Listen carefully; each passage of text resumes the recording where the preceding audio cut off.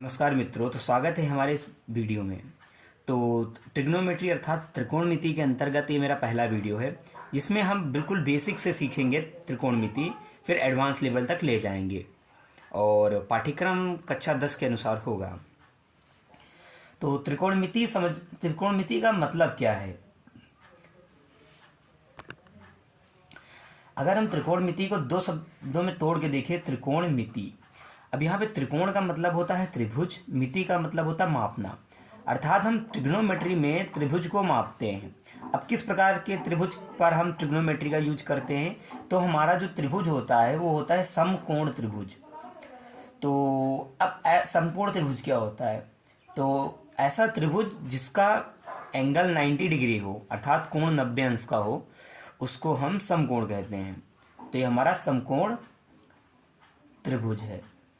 अब समकोण त्रिभुज की कुछ गुणधर्म होते हैं, मीन्स प्रॉपर्टीज होती हैं, उनको हम देखेंगे। तो जैसे कि ये समकोण त्रिभुज है, तो ये जो 90 अंश की कोण बनाने के लिए दो भुजा हैं, एक भुजा को हम लंब बोलते हैं, अंग्रेजी में इसको परपेंडिकुलर कहते हैं, और ये दूसरी जो भुजा होती है इसको हम आधार कहते हैं और इंग्लिश में इसको हम बेस कहते हैं। और जो 90 अंश के जो सबसे सम्मुख भुजा होती है उसको हम कर्ण कहते हैं। जो कर्ण भुजा होती है त्रिभुज में सबसे बड़ी होती है, ठीक है। तो अब इसमें क्या होता है, एक पाइथागोरस प्रमेय होती है। अब पाइथागोरस प्रमेय क्या है? तो पाइथागोरस प्रमेय, तो पाइथागोरस थ्योरम क्या कहती है? तो इस प्रमेय के अंतर्गत कर्ण, लंब और आधार का एक संबंध दिखाया हुआ है।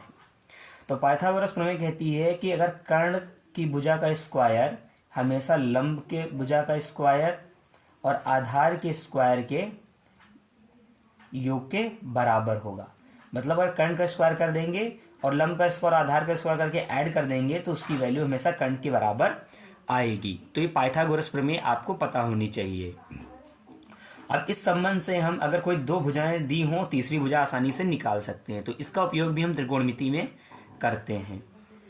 तो हमने देख लिया समकोण त्रिभुज क्या होता है और पाइथागोरस प्रमेय क्या होती है। चलिए एक एग्जाम्पल से हम पाइथागोरस प्रमेय को देखते हैं। तो चलिए इस एग्जाम्पल से हम देखते हैं। तो यहाँ पर हमारा समकोण त्रिभुज दिया हुआ है, समकोण त्रिभुज ABC, जिसमें हमारी AB भुजा 3 सेंटीमीटर और BC भुजा 4 सेंटीमीटर है। अब हमको AC निकालना है। तो हमको इस चित्र के माध्यम से हमको पता है कि यहाँ पे ये लंब है और ये आधार है। तो कर्ण ज्ञात करना है। तो कर्ण का स्क्वायर क्या हो जाएगा? तो कर्ण का स्क्वायर होता है लंब का स्क्वायर प्लस आधार का स्क्वायर। तो लंब यहाँ पे 3 है तो 3 का स्क्वायर कर देंगे और आधार यहाँ पे 4 है तो 4 का स्क्वायर कर देंगे। तो हमारा कर्ण का स्क्वायर क्या हो जाएगा? तो 3 का स्क्वायर हो जाएगा 9 और 4 का स्क्वायर हो जाएगा 16। तो हमारा कर्ण स्क्वायर जो आ गया, ये आ गया हमारा 25।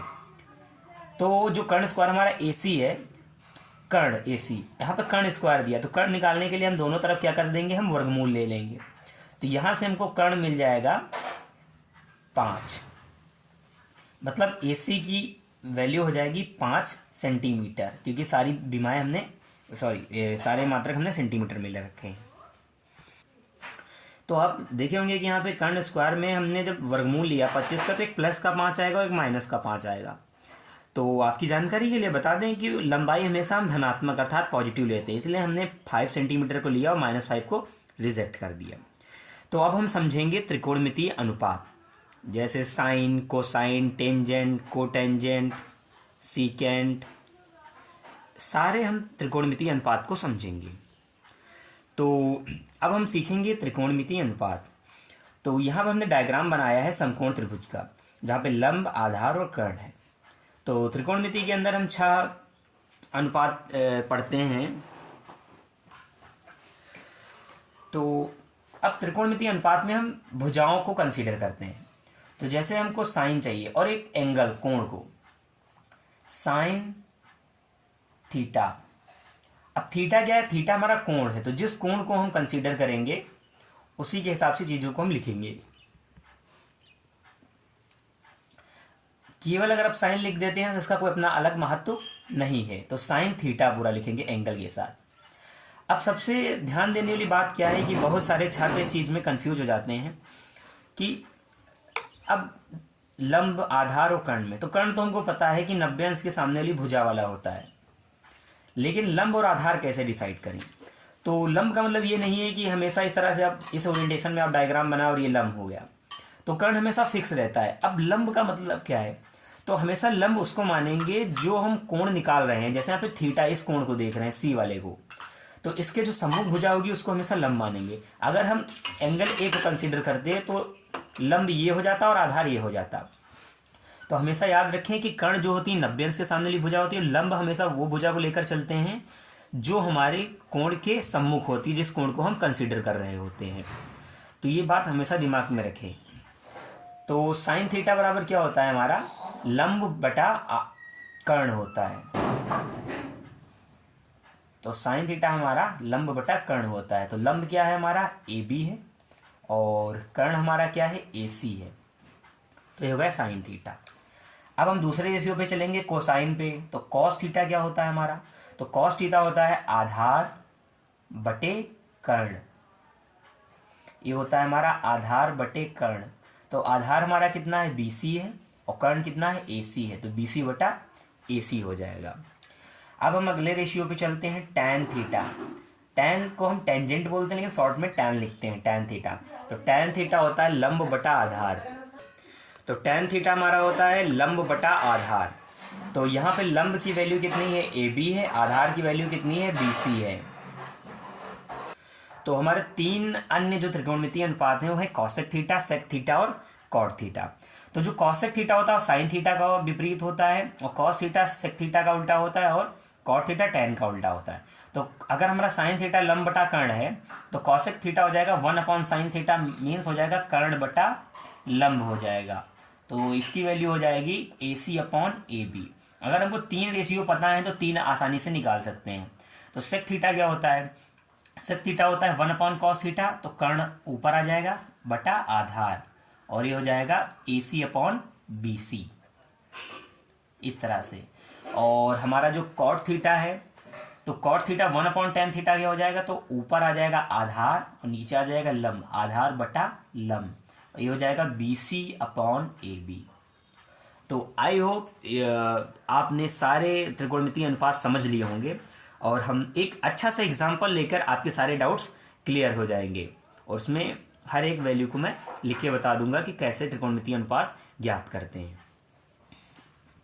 तो चलिए अब हम एक प्यारा सा एग्जाम्पल लेते हैं, उसकी हेल्प से हम सारे त्रिकोणमितीय रेशियो निकालना सीखेंगे। तो यहाँ पे हमारा जो प्रश्न है, सभी त्रिकोणमितीय अनुपात ज्ञात करो। तो हमारा एक डायग्राम दे रखा है समकोण त्रिभुज का। तो इसमें AB 3 है, BC 4 है और AC 5 है। तो कभी कभी डायग्राम में क्या होता है कि कोई दो भुजाएं दे रखी होती हैं और फिर हमसे पूछा जाता है, तो उसमें चिंता की कोई बात नहीं। जैसे कि मैंने पहले बताया है कि आप पाइथागोरस प्रमेय का इस्तेमाल करके आप कोई भी मिसिंग भुजा, कोई भी जो अज्ञात भुजा है उसको आप ज्ञात कर सकते हैं। तो अब हम निकालेंगे, इसके लिए यहाँ पे हम थीटा को लेकर चलेंगे। पहले हम इस थीटा को लेकर चलेंगे, इसके हिसाब से बताएंगे। अगर थीटा हमारा ये हो जाएगा तो क्या होगा, उसके हिसाब से भी हम देखेंगे। तो यहाँ पे अगर हम देखें साइन थीटा, तो साइन थीटा क्या होता है? लंब बटा कर्ण होता है। तो लंब क्या है? 3 AB। तो AB/AC। आप सारे त्रिकोणमितीय अनुपात को याद कर सकते हैं। तो AB हो जाएगा 3 और AC हो जाएगा 5, तो 3/5। तो हमारा साइन थीटा आ गया। इस तरह अगर मुझे कोसाइन थीटा अर्थात कॉस थीटा निकालना है, तो आधार बटे कर्ण होता है, तो BC/AC आ जाएगा, तो 4/5 हो जाएगा। और इसी प्रकार अगर हमको टैन थीटा निकालना है, तो टैन थीटा हमारा क्या हो जाएगा कि लंब बटा आधार। तो लंब क्या है? AB है, आधार क्या है? BC है, तो 3/4 हो जाएगा। अब हमको तीन रेशियो पता चल चुके हैं, तो हम बाकी तीन निकाल सकते हैं। कैसे?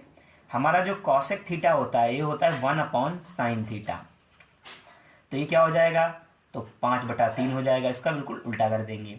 और कॉस थीटा क्या होता है हमारा? सीकेंड थीटा होता है, सेक थीटा, तो ये हो जाएगा 1/cos थीटा, तो 5/4। धीरे धीरे आप जब क्वेश्चन सॉल्व करेंगे तो अपने आप ही आपको फॉर्मूला याद हो जाएंगे, कोई ज़्यादा याद रखने की कोई ज़रूरत नहीं है।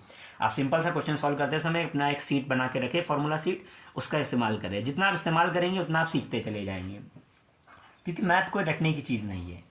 और सीकेंड के बाद अगर हम देखें तो कोटेंजेंट होता है कॉट थीटा, तो ये क्या होता है? टैन थीटा का विपरीत होता है, तो ये हो जाएगा 4/3। तो तो इस प्रकार ने हमने सारे त्रिकोणमितीय अनुपात ज्ञात कर लिए। चलो अगर ये थीटा ये ना होकर ये होता, चलो हम एंगल ए के हिसाब से निकाल रहे हैं, अभी हम एंगल सी के हिसाब से निकाल लेते हैं। मान लो एंगल ए के हिसाब से निकाल रहे हैं तो साइन ए निकालना है।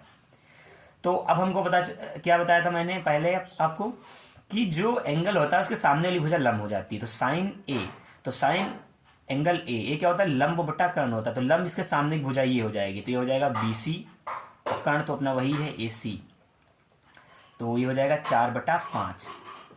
और फिर कॉस निकालना है, कॉस ए, तो ये हो जाएगा आधार बटा कर्ण, तो आधार इसके लिए ये हो जाएगा और कर्ण तो फिक्स ही है, तो ए बी बटा ए सी, तो 3/5 हो जाएगा।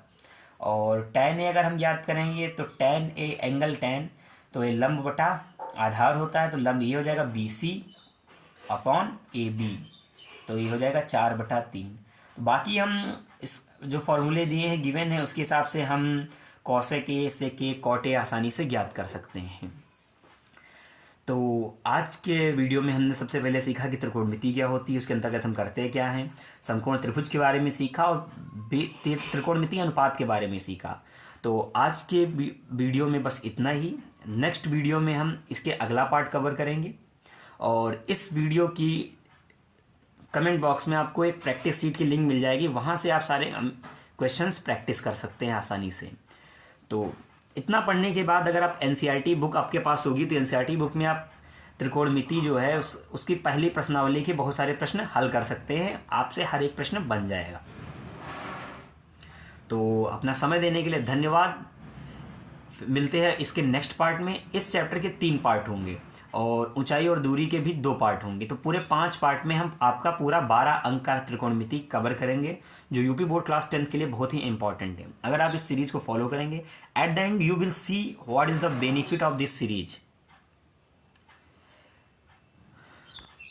मिलते हैं नेक्स्ट क्लास में।